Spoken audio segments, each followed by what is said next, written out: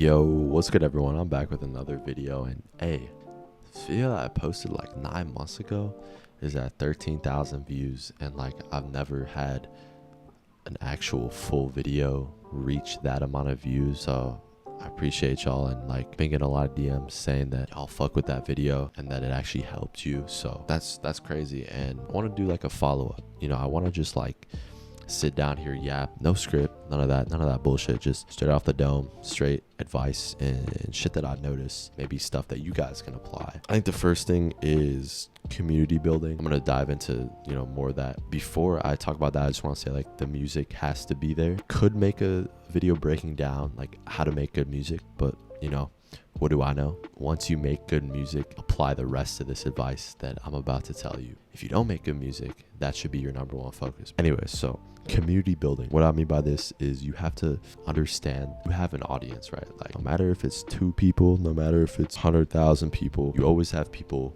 watching you, if that makes sense. So don't be on some posting 10 times a day on your story. Y'all fuck with this, and each story post gets 10 views. You know what I mean? Like if you're at a low following, you have to figure out a way to boost the followers, and if something goes up, then you have to like take advantage of that, hop on that wave, make the most of your traction. So let's take this, there's this artist that I saw today who's on Playboy Max's Song Wars, right? One of his snippets blew up, right? He has like 500 followers. People are kind of finding him. There's TikToks of him that are going up because obviously Max reacted to him. So what he's doing is he's posting his snippets, he's going live, taking advantage of the traction that he's already been getting, and that's important. So that for him, it makes sense for him to post hella because he has hella people on his page right now looking at him. It's really just once you get that initial buzz, you have to capitalize off of it. A lot of people, so Fago, like they stop once they get the buzz, right? So he had that like knock knock, right? The TikTok shit that blew him up. And then he had Let's Lose Our Minds, whatever. And then he just took like a year to drop that tape. I think that fucked his career up because everyone was waiting on that tape. He had like 1 year of people like saying he was the next up Messiah of the underground. People were saying So Fago was better than Yeet.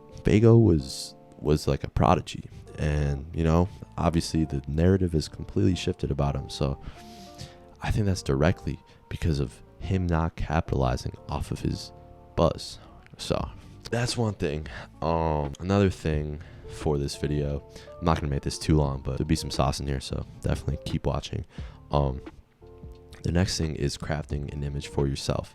Now obviously everyone wants to craft this opium aesthetic, right? Streetwear aesthetic, cool, whatever. You can still do that. Just find like a niche beneath that, right? So take Netspin, right? He has his like badass fucking kid, like bad kid aesthetic, right? Like that's his thing. No one could take that away from him. He's kind of the only one like doing that. Some of his lyrics are a little bit questionable, but as far as like the aesthetic itself and the stuff that he does, it's not necessarily corny. Now obviously dude has money, dude has connections, so how do you do this with no money and no connections? I think it's creativity. The point is to be creative, especially with social media and shit like that. It's very hard for authenticity to always rise. It's like we're being fucking fed so much bullshit that people just want to like look at the thing that's the most flashier, the thing that's like the coolest, the thing that someone else did, you know what I mean? So it's very hard for authenticity to shine, but I think that is the way.